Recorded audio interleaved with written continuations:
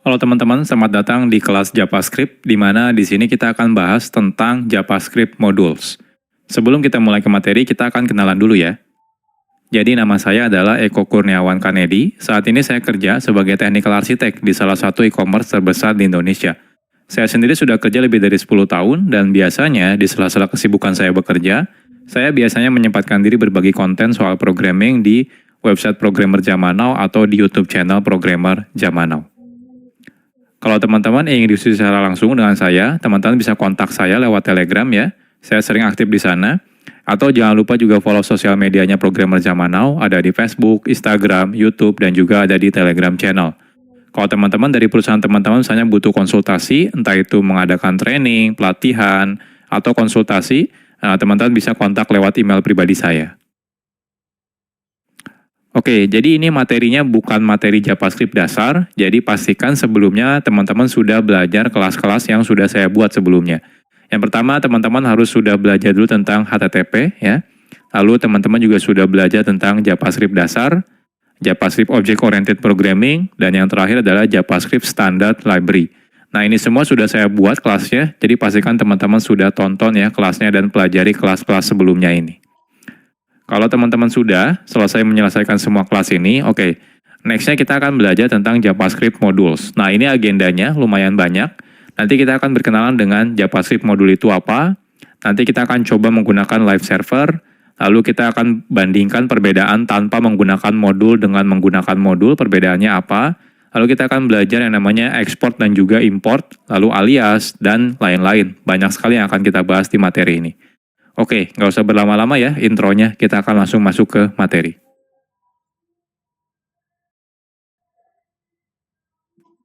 Sekarang kita akan berkenalan dulu dengan JavaScript Modules. Dahulu, kode program JavaScript itu biasanya dimulai dari kode yang kecil dan juga sedikit biasanya ya. Jadi saat kita membuat kode program ya, biasanya ya dimulai dari kodenya yang sedikit dulu. Jadi mungkin jarang sekali kita akan menggunakan kode JavaScript dengan ukuran yang sangat besar dalam satu halaman website. Nah, tapi ya, saat ini kebutuhan web ya sudah berbeda. Jadi kalau dulu tuh mungkin kebanyakan aplikasi website itu ya sederhana gitu ya, beda seperti yang sekarang. Kalau sekarang aplikasi web itu sudah sangat kompleks. Jadi kalau teman-teman lihat contohnya aplikasi website seperti toko online gitu ya, streaming online gitu ya, itu semuanya sudah kompleks sekali ya. Jadi lumayan artinya kebutuhannya sekarang semakin besar ya penggunaan kode JavaScript. Apalagi dengan banyaknya framework-framework JavaScript, seperti contohnya mungkin nanti teman-teman bakal berkenalan dengan React.js atau AngularJS atau Vue.js, itu adalah framework JavaScript untuk membuat web front-end misalnya ya. Jadi otomatis kebutuhan pembuatan kode JavaScript akan semakin kompleks dan juga semakin besar kodenya. Nah, oleh karena itu, sudah seharusnya saat ini ya, itu saat kita membuat kode JavaScript, kita perlu melakukan yang namanya mekanisme split kode JavaScript atau memotong-motong si kode JavaScript ini. Sehingga tidak terlalu kompleks ya. Jadi tidak ditumpuk dalam satu file yang besar ya. Jadi kita bisa split, artinya lebih modular. Oke, jadi inilah salah satu tujuan adanya fitur JavaScript Modules. JavaScript Modules sendiri ini adalah fitur yang lumayan modern sebenarnya ya. Jadi kalau teman-teman masih menggunakan browser versi lama, mungkin beberapa browser tidak mendukung JavaScript Modules gitu ya. Jadi JavaScript Modules ini merupakan fitur di mana kita bisa membuat modul ya, yaitu adalah kode JavaScript yang bisa digunakan ulang ya untuk kode JavaScript. Jadi biasanya kan kalau kita bikin kode JavaScript mungkin di dalam satu file, ya anggap saja file-file tersebut adalah modul ya. Jadi JavaScript Modules ini diawali sebenarnya dari teknologi yang namanya Node.js. Nah, selanjutnya banyak library yang akhirnya mengadopsi penggunaan JavaScript modul yang dilakukan di Node.js gitu ya. Nah, agar bisa berjalan di web browser tanpa menggunakan Node.js. Nah, contohnya ada library yang namanya CommonJS, ada yang library namanya AMD, ada Require.js. Itu semua mereka melakukan mekanisme seperti mengadaptasi ya modul yang biasa digunakan oleh si Node.js. Nah, tapi sekarang itu tidak perlu lagi nih kita menggunakan library CommonJS, AMD, Require.js. Kenapa? Karena browser-browser modern sekarang sudah mendukung yang namanya JavaScript Modules gitu ya. Nah, tapi ya harus hati-hati nih kalau teman-teman masih menggunakan browser yang lama. Itu ya, contohnya menggunakan Internet Explorer. Itu sampai sekarang sudah tidak support ya JavaScript modules. Makanya si Microsoft itu sudah mengganti Internet Explorer menjadi Microsoft Edge. Kalau Microsoft Edge itu sudah mendukung yang namanya JavaScript modules. Tapi kalau teman-teman masih menggunakan Internet Explorer, maka dia belum mendukung tentang JavaScript modules. Nah, jadi secara garis besar, ada dua kata kunci yang biasa digunakan dalam JavaScript modules, yaitu kata kuncinya adalah import dan juga export. Nanti untuk lebih detailnya kita akan bahas di chapter-chapter tersendiri ya. Jadi sederhananya adalah import itu merupakan kata kunci yang digunakan untuk mengambil sesuatu dari JavaScript modul. Ya. Nah, sedangkan export itu digunakan sebagai kata kunci yang digunakan untuk memberitahu kalau di dalam modul ini bagian mana yang ingin kita expose keluar, sehingga bisa diimport dari luar modul. Jadi kurang lebih seperti ini ya JavaScript modul. Nah, tenang aja kalau teman-teman masih bingung, nanti tiap chapter kita akan bahas lebih detail gitu ya. Jadi dari mulai pertama nanti kita akan coba bandingkan ya perbedaannya tanpa modul dan menggunakan modul sampai bagaimana cara menggunakan JavaScript modules.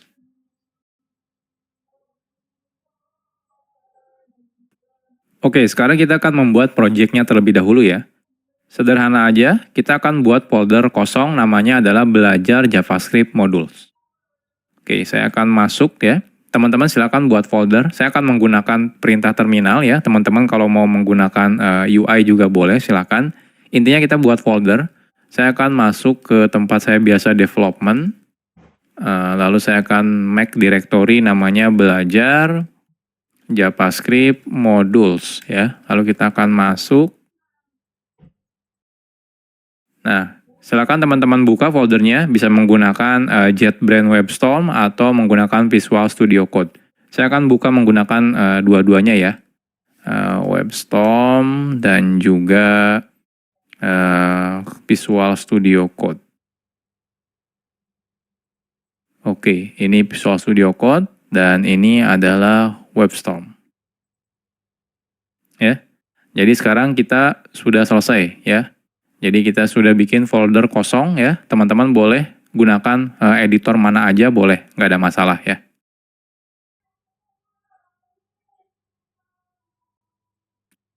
Oke, sekarang kita akan bahas tentang live server. Saat kita menggunakan fitur yang namanya JavaScript module, itu sangat disarankan teman-teman menjalankan kode JavaScript-nya di dalam web server. Jadi artinya tidak langsung dari file teman-teman buka menggunakan web browser. Jangan ya. Kenapa? Karena beberapa mungkin tidak akan jalan kalau teman-teman bukanya langsung dari file. Jadi teman-teman harus beneran running dalam mode web server. Nah, hal ini karena spesifikasi dari JavaScript module meminta secara default kode JavaScript perlu di satu domain server yang sama. Jadi kalau teman-teman misalnya membuka file HTML-nya menggunakan URL file /2/ di depannya gitu ya, maka dikhawatirkan akan terjadi error yang namanya CORS atau singkatan dari Cross Origin Resource Sharing gitu ya. Jadi pastikan teman-teman nanti menggunakan web server. Nah, di sini kita akan coba menggunakan web server ya. Dan tapi web servernya itu sangat gampang digunakannya gitu ya. Jadi teman-teman tidak perlu menginstal aplikasi tambahan seperti misalnya Nginx atau misalnya Apache HTTPD, itu nggak perlu gitu ya. Sudah ada plugin bawaan dari Visual Studio Code atau juga JetBrains ya. Itu sudah ada. Jadi teman-teman tidak perlu menginstal secara manual. Oke, kita mulai dari yang pertama. Jadi yang pertama itu kalau teman-teman menggunakan Visual Studio Code ya, teman-teman bisa install plugin namanya adalah Live Server. Jadi plugin ini nanti bisa digunakan untuk menjalankan lokal web server ya. Jadi lebih gampang nih kalau teman-teman menggunakan plugin ini ya. Jadi plugin live server ini bisa digunakan untuk menjalankan lokal web server sehingga saat teman-teman nanti mengakses kode JavaScript-nya, kita bisa menggunakan domain localhost ya. Atau misalnya 127.0.0.1. Oke, jadi ini pluginnya. Kalau teman-teman lihat di sini, silakan diinstal ya. Jadi kalau di Visual Studio Code-nya, teman-teman masuk ke bagian extension, cari langsung live server. Nah, di sini live server ya, kebetulan saya sudah menginstalnya. Kalau teman-teman sudah install, di pojok kanan bawah ini ada tombol Go Live. Ketika teman-teman klik Go Live, nanti dia akan merunningkan local web server ya terhadap folder yang sekarang kita buka. Ya, kebetulan di sini foldernya masih kosong ya. Nah, selanjutnya kalau teman-teman misalnya menggunakan JetBrains ya, JetBrains IDE itu tidak perlu menginstal apa-apa lagi. Di dalam JetBrains IDE seperti IntelliJ IDEA, WebStorm gitu ya, PHP Storm, Golang itu ya, itu semuanya sudah ada local web server. Jadi teman-teman tidak perlu menginstal plugin tambahan. Oke, jadi gimana caranya? Oke, jadi sekarang saya akan coba buat file HTML di sini ya. File HTML-nya isinya misalnya index. Jadi index HTML. Di sini misalnya belajar JavaScript modules. Oke, saya perbesar. Nah, seperti ini ya. Saya save. Nah, di Visual Studio Code juga sudah ada nih index.html. Ini saya perbesar dulu. Oke. Setelah ini teman-teman kalau di Visual Studio Code dulu ya, kita klik yang tombol Go Live ini. Ketika saya klik, nah lihat dia otomatis membuka browser. Browsernya ini langsung buka 127.0.0.1 di portnya 5500. Ini udah otomatis jalan menggunakan local web server ya. Nah, bahkan dia bisa auto reload. Jadi kalau teman-teman di sini edit gitu ya, saya tambahkan H1 misalnya belajar JavaScript module, saya save ya. Nah, lihat dia langsung reload, berubah ya. Perubahannya langsung kelihatan di sini. Jadi ini enaknya kalau menggunakan live server. Nah, kalau teman-teman menggunakan WebStorm, itu ketika teman-teman buka file HTML, nah di pojok kanan atas di sini ada tombol untuk menjalankan dalam mode live server. Jadi cukup klik misalnya Google Chrome ya. Ketika saya klik Google Chrome di sini, nah dia akan buka Google Chrome. Agak berbeda. Contohnya di sini hostnya menggunakan localhost, portnya 63342, mungkin berbeda ya. Dia biasanya random, beda seperti yang di Visual Studio Code, dia portnya 5500. Kalau yang di JetBrains dia random biasanya. Lalu di sini diikuti dengan nama foldernya biasanya. Kalau di sini enggak.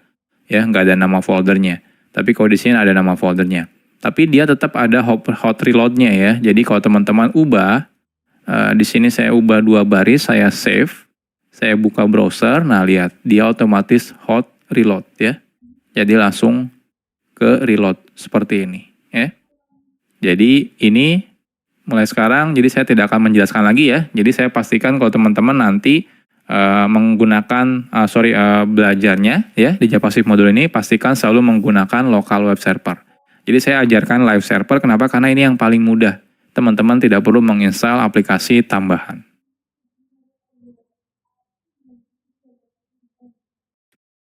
Sekarang kita akan coba dulu ya tanpa menggunakan JavaScript modul. Sebelum kita membahas tentang JavaScript modul, sekarang kita akan coba dulu ya membuat kode program JavaScript tapi tidak menggunakan JavaScript modul. Nah, saat kita membuat file JavaScript, lalu kita load file JavaScript tersebut ya, menggunakan HTML contohnya, secara default kode JavaScript tersebut bisa langsung diakses. Baik itu misalnya di dalamnya ada variabel atau function atau class, itu secara default bisa langsung diakses ketika kita include ya ke dalam si HTML menggunakan script source misalnya, seperti itu. Oke, misal saja kita punya kode JavaScript seperti ini. Jadi kita punya namanya library.js. Isinya ada 2 function, say hello dan say goodbye. Oke, kita akan coba. Jadi di sini saya akan buat satu folder ya. Nama foldernya adalah scripts. Nah, di sini kita akan buat JavaScript file namanya library. Jadi kita akan buat function yang namanya say hello, name,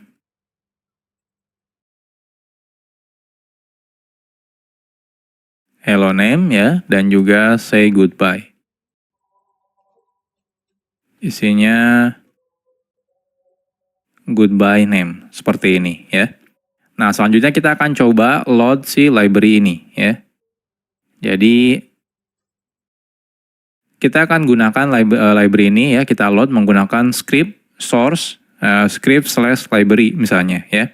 Lalu secara otomatis kalau kita sudah load ya filenya, secara default otomatis semua yang ada dalam library ini ya, library.js itu akan bisa diakses dari tempat ini ya, tempat di mana kita sudah meload si filenya. Contohnya di sini misalnya say hello dan say goodbye. Oke, kita akan coba.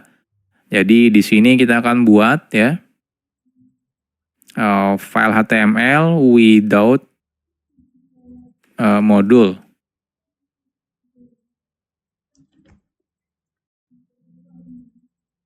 Oke, jadi di sini kita buat dulu script, source-nya kita ambil scripts/library.js ya. Lalu di sini kita say hello, misalnya echo, say goodbye, echo, seperti ini ya. Nah, kita lihat apa yang terjadi. Inspect. Nah, hasilnya di konsol kelihatan nih. Saya perbesar dulu. Nah, lihat ya.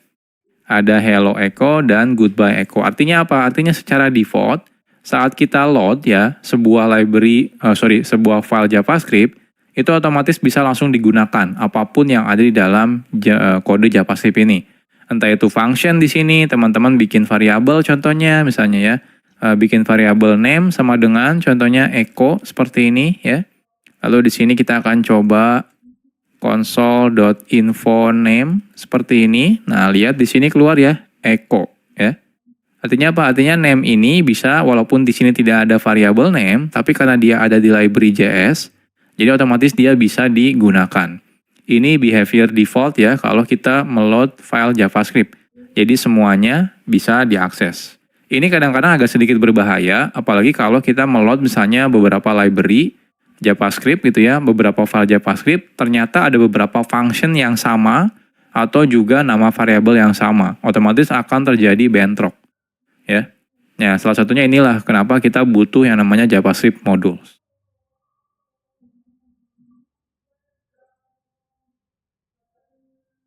Oke, jadi kalau nanti teman-teman menggunakan modul ya, jadi kalau teman-teman menggunakan modul ya, jikalau kita menggunakan modul, kita bisa secara selektif namanya. Jadi milih-milih gitu ya. Jadi bagian kode mana yang akan diekspos keluar. Kalau tadi tanpa menggunakan modul, teman-teman langsung include menggunakan source JavaScript biasa, itu semuanya yang ada di dalam file JavaScript tersebut otomatis diekspos gitu ya. Nah, ini agak sedikit berbahaya. Tapi kalau nanti teman-teman menggunakan modul, teman-teman bisa pilih bagian mana, function mana, variabel mana, kelas mana yang ingin diekspos keluar. Karena mungkin beberapa variabel tidak mau diekspos keluar misalnya, seperti itu ya. Nah, secara default, kode yang kita buat menggunakan JavaScript modul tidak bisa digunakan dari luar file atau dari luar modul, kecuali memang kita meminta untuk mengeksposnya keluar. Jadi kalau yang JavaScript biasa itu ya, by default semuanya diekspos. Nah, kebalikannya dengan JavaScript modul. Kalau JavaScript modul, semuanya justru tidak diekspos. Jadi ketika kita pengen mengekspos, justru kita harus menyebutkan mana yang ingin diekspos keluar.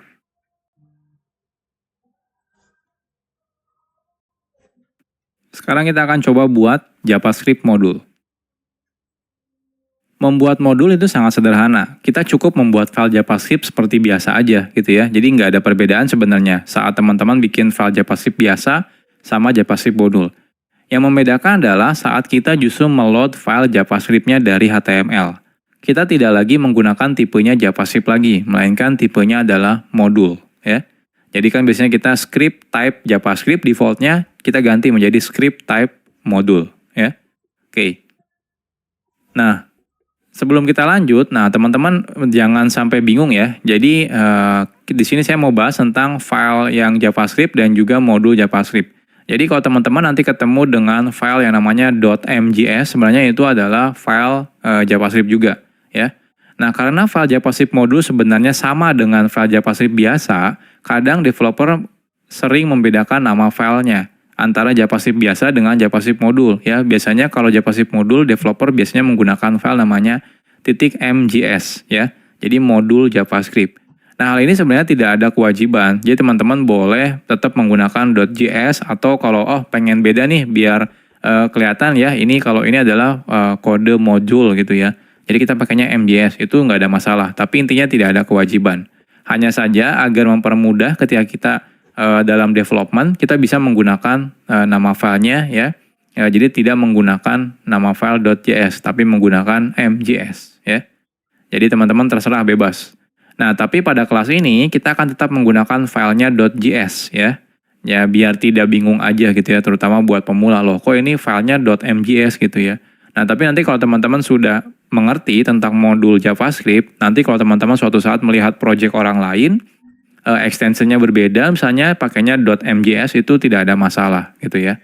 Jadi entah itu mau menggunakan .js atau .mjs itu tidak ada masalah ya. Isinya sebenarnya kodenya JavaScript juga, cuma seperti memberitahu aja kalau JavaScript ini isinya adalah modul. Oke, kita akan buat lagi file yang sama seperti yang sebelumnya, cuma bedanya namanya filenya adalah CJS. Isinya apa? Isinya sama persis, tidak ada perbedaannya. Jadi lebih baik kita copy paste saja ya. Jadi dari library JS ini kita akan copy paste di sini menjadi CJS ya. Nah, ini CJS ya. Jadi teman-teman punya say hello dan say goodbye. Nah, lantas sekarang pertanyaannya apa bedanya tanpa menggunakan JavaScript modul dengan menggunakan JavaScript modul? Jadi yang membedakan adalah cara kita meload JavaScript modulnya ya. Jadi caranya teman-teman tambahkan modul di sini. Jadi type-nya itu modul. Karena defaultnya kalau teman-teman tidak menggunakan type, itu type-nya adalah JavaScript. Nah, kita ganti type-nya menjadi modul. Jadi perbedaannya cuma itu saja sebenarnya. Nah, sekarang kita akan coba. Jadi di sini saya akan buat file baru namanya with module ya. With module. Lalu di sini saya akan copy paste yang dari with.module ya. Nah, yang membedakan adalah di sini berarti ini ada yang error sepertinya. Oh, kode bodinya. Lalu di sini type-nya yaitu adalah modul seperti ini ya. Jadi bedanya cuma itu saja sebenarnya ya. Nah, sekarang kita coba running. Oke, harusnya jangan ke sini, bentar. Running. Inspect. Kita lihat. Nah, di sini error. Errornya kalau teman-teman perhatikan adalah say hello is not defined. Jadi ketika kita manggil say hello, ternyata loh kok di sini dibilang tidak didefinisikan. Jadi artinya apa? Artinya say hello itu tidak ada loh. Tapi kan kita ada nih di library JS. Oke, salah ya. Ini CJS. Saya save tetap error sih.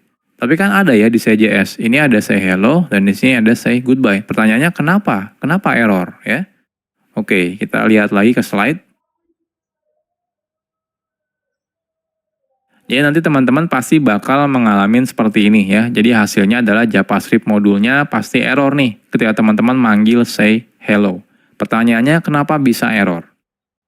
Jadi secara default, di awal-awal tadi sudah saya jelaskan sebenarnya. Saat kita menggunakan fitur JavaScript modul, semua kode yang ada dalam JavaScript modul, entah itu function, variabel, kelas, dan yang lain-lain, tidak diekspos keluar modul tersebut. Artinya tidak bisa digunakan dari luar modul. Jadi cuma bisa di dalam file itu saja atau modul itu saja.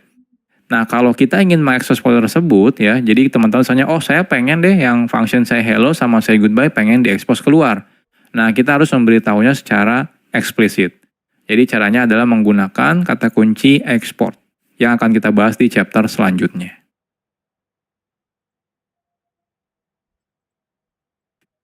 Sekarang kita bahas tentang export. Export itu merupakan kata kunci yang digunakan untuk mengekspos kode yang ada dalam modul ya. Jadi mengekspos keluar. Nah, export itu biasanya ditambahkan di awal sebuah variabel kah, function atau juga kelas. Jadi ketika teman-teman membuat function, depannya kasih export kalau teman-teman merasa ingin mengekspos function ini keluar modul. Artinya apa? Artinya bisa digunakan di luar modul ya. Oke, contohnya yang sebelumnya, contohnya kita punya yang say hello dan say goodbye. Jadi kalau teman-teman merasa oke, function ini ingin saya expose keluar, teman-teman cukup gunakan kata kunci export di depannya. Jadi export function, nama functionnya. Jadi seperti biasa, coba bedanya tambahkan export. Nah, defaultnya kalau teman-teman tidak tambahkan export, maka dia tidak diekspos keluar. Ya, makanya di awal tadi kita ketika manggil say hello itu error. Kenapa? Ya karena tidak diekspos keluar. Oke, sekarang kita akan coba expose ya. Jadi yang say hello-nya ini kita akan coba tambahkan export ya.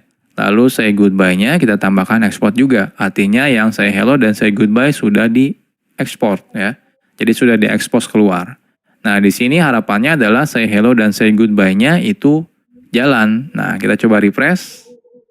Oke, ternyata masih tetap error nih. Say hello-nya tetap is not defined. Nah, kenapa ini? Padahal kita sudah export ya. Harusnya kalau error ya harusnya di sini yang error karena name-nya belum didefinisikan. Tapi say hello dan say goodbye harusnya sudah diekspor ya. Ini kan sudah diekspor, ini sudah diekspor. Cuma kalau ini tidak diekspor. Oke, kenapa ini bermasalah? Masih tetap bermasalah. Kita akan bahas di chapter selanjutnya.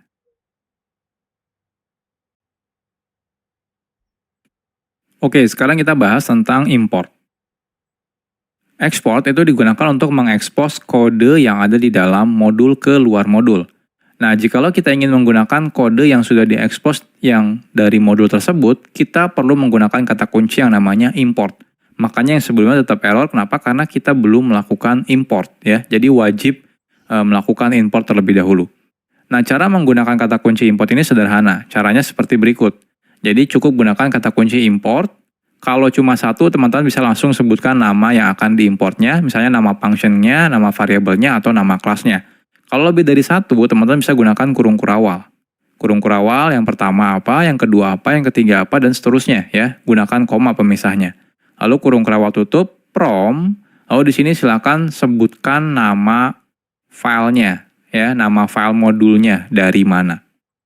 Nah, modul hanya bisa digunakan di modul lain. Artinya apa? Artinya yang sebelumnya kan ketika kita bikin script itu defaultnya dia tipenya adalah JavaScript. Jadi teman-teman harus ganti ketika teman-teman menggunakan script, tipenya harus dijadikan modul lagi ya. Nah, saat menggunakan import kita tidak perlu lagi menambahkan script modul sort satu persatu ya. Karena sudah dihandle secara otomatis oleh si browser. Jadi ketika teman-teman menggunakan import, lalu lokasi file JS-nya, dia otomatis akan meload si file JavaScript modul tersebut. Jadi teman-teman tidak perlu menambahkan lagi tag script, habis itu type-nya modul, habis itu source-nya dari file modul yang mana itu nggak perlu lagi gitu ya. Oke, jadi contohnya, jadi yang sebelumnya kenapa masih error? Yang pertama tipenya teman-teman masih menggunakan default-nya yaitu JavaScript, jadi teman-teman harus ganti type-nya menjadi modul. Lalu di sini cara importnya adalah import ya. Say hello, say goodbye, from. Nah ini. Titik itu berarti relatif ke file sekarang. Habis itu titik, slash, script, ada folder script, lalu slash say JS. Ya. Oke, kita akan coba. Jadi di sini ini type-nya kan default-nya kalau teman-teman tidak definisikan type-nya JavaScript. Nah, kita ganti menjadi modul lagi. Harus sama gitu ya. Nah, selanjutnya, ini kalau saya save. Nah, lihat di sini masih tetap error. Kenapa? Karena say hello-nya belum kita import. Jadi teman-teman harus gunakan import ya. Lalu di sini say hello, say goodbye, lalu from. Nah, from-nya dari mana? From-nya harus menggunakan nggak boleh langsung gini ya. Script say JS. Nah, kalau seperti ini error ya. Errornya apa? Diberitahu. Kalau misalnya mau menggunakan modul itu harus relatif reference ya. Jadi seperti pakai slash atau titik slash ya, atau titik-titik slash seperti ini. Jadi kalau saya pengen dari file tempat file HTML saya lalu masuk ke dalam folder jadi titik slash seperti ini ya. Ini saya save. Nah, lihat sukses ya. Nah, cuma info name-nya ini nggak keluar. Kenapa nggak keluar di sini? Karena tidak saya expose di sini ya. Tidak saya expose di say.js-nya. Selain itu juga di sini tidak saya import ya. Jadi kalau di sini teman-teman paksa import name seperti ini akan error gitu ya. Jadi kita melakukan request name tapi ternyata dia tidak diekspor dari modulnya seperti ini ya. Nah, kecuali teman-teman ekspor nih name-nya. Nah, di sini export seperti ini ya. Nah, ini baru jalan nih console info name-nya keluar ya. Echo seperti ini. Jadi sederhana ya menggunakan JavaScript modul itu. Cukup di file modulnya teman-teman lakukan ekspor dan di tempat yang teman-teman butuhkan lakukan import.